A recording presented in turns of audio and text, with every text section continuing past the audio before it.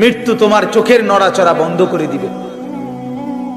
মৃত্যু তোমার কানের শ্রবণ শক্তি স্তব্ধ করে দিবে, মৃত্যু তোমার ঠোঁটের নড়াচড়া বন্ধ করে দিবে, মৃত্যু তোমার জবানের শব্দ উচ্চারণ আওয়াজ বন্ধ করে দিবে, মৃত্যু তোমাকে তোমার কণ্ঠস্বর স্তব্ধ করে দিবে, মৃত্যু তোমার জিহ্বার সব স্বাদ বিনষ্ট করে দিবে। অচিরেই রূহ চলে যাবে, আর কিছুই থাকবে না, না কানের শ্রবণ শক্তি, না নাকের ঘ্রাণ শক্তি, না চোখের দৃষ্টি শক্তি,